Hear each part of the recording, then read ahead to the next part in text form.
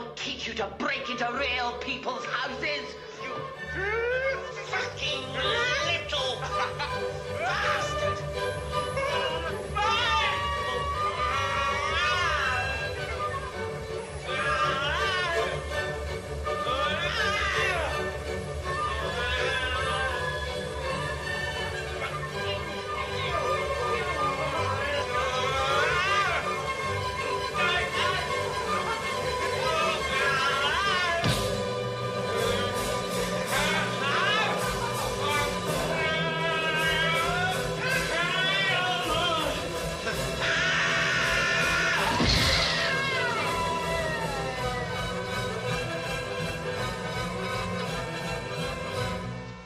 Believe it or not, this is considered one of the greatest films of all time. Cinema is weird.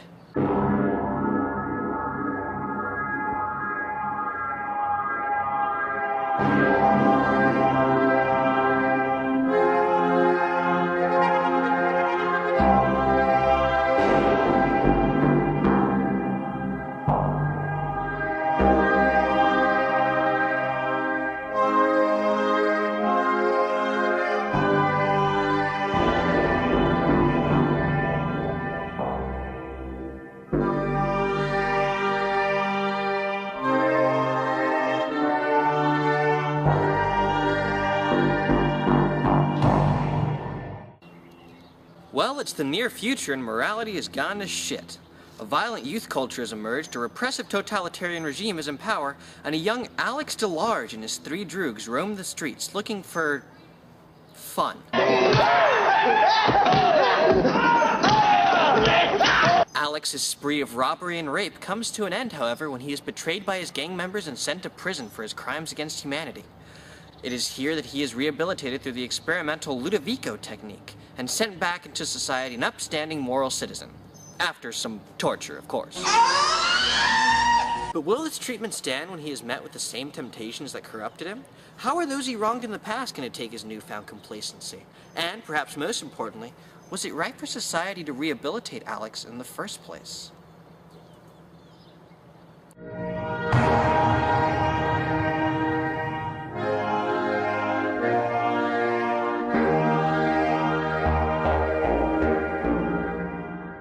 On the technical side of things, Clockwork was the brainchild of industry legend Stanley Kubrick, and for those who claim to be unfamiliar with the director's work, trust me, you aren't.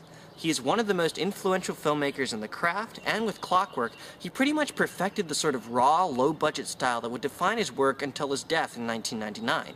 And while, yes, it's true that Clockwork was adapted from a book, the imagery, in my opinion, makes the film distinctly Kubrick, so we'll just focus on his contributions in this review.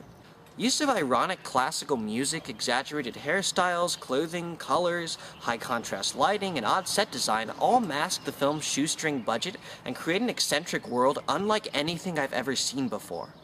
Beyond aesthetics, Clockwork also uses a strange, futuristic slang, nadsat, in dialogue and narration. Thou globby bottle of cheap, stinking chip oil!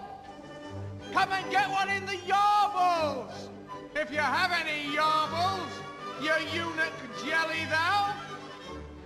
A combination of English and Russian, it's weird at first, but totally makes the film by the end of it, and you might even find yourself quoting a line or two.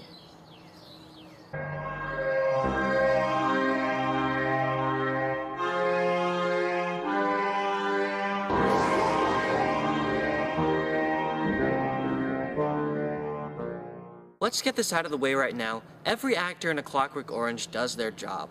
They're definitely believable in their roles, carry the story, yada yada yada. That being said, the reason you absolutely must see this film is for Mr. DeLarge himself, Malcolm McDowell. It's such a shame that McDowell was typecast after this role because he is phenomenal as Alex. He gets everything, the voice. Bliss and heaven. Oh, it was gorgeousness and gorgeosity made flesh. It was like a bird of rarest spun heaven metal, or like silvery wine flowing in a spaceship. Gravity all nonsense now. The physicality. Oh, the clouds chase everyone from the place. I'm with the rain. I've a smile on my face. The humor. You sold me a crummy watch. I want my money back. You know what you can do with that watch? Stick it up your ass! Even the adorable, wicked glee and passion behind the character. Oh god, he's so deliciously evil. In fact, McDowell was so dedicated to the part that he basically gave Kubrick the freedom to beat the shit out of him if it made the shot look good. So that scene when Alex is being sacked and drowned for like a whole minute, totally real. That scene where Alex's eyes are being held open by clips, real. That scene when Alex jumps out of a window to his death, okay, fine, they had a stunt double and a mattress, but my point still remains. McDowell is method, man.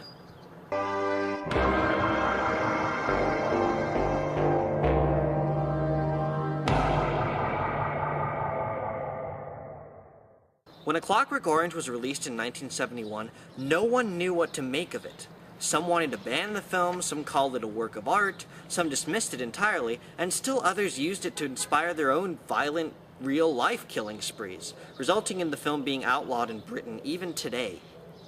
Clockwork has seen controversy all throughout its lifetime, and even now, as the film's shocking content has waned in power, people don't know what to make of it. Is it a subversive morality play, a question of free will, a study of human hypocrisy and psychology, an indictment of anarchy, an exposure of post-World War II ethics, or just fucking trash?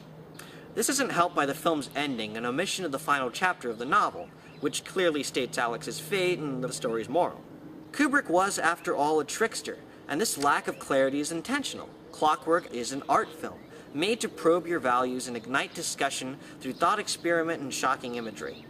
Unlike Lars von Trier's The Idiots, however, nothing in Clockwork ever feels aimless or needlessly cruel, and the subtle ironies and parallels of the story twist together just so to create a film that I'm sure you'll be thinking about a day or two after you see it.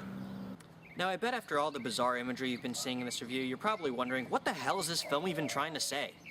Near as I got it pegged, it's about 4 things. 1. Society's role over the individual.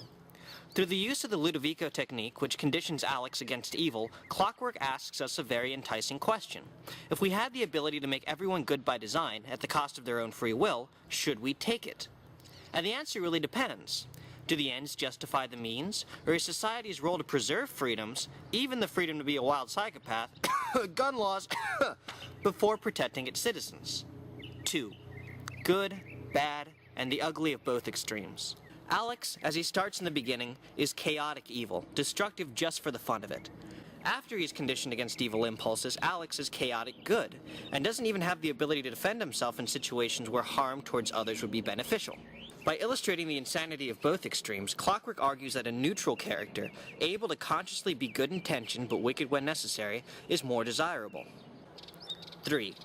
Violence and id-like impulses. How do we handle our animal urges to be violent and sexual? We know they're in there.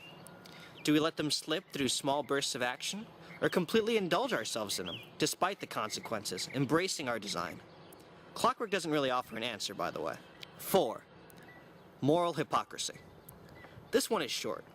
Everyone in A Clockwork Orange, especially the authority figures, is just as malicious as Alex.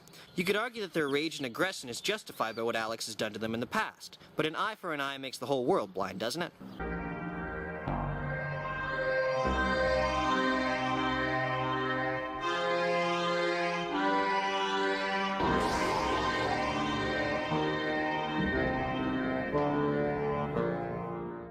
A Clockwork Orange is a brilliant film, but challenging to watch. I'm not lying when I say that every 10 minutes someone is being beaten, raped, or exploited. It gets a definite recommendation, but only if you're in the mood to think. Peace out.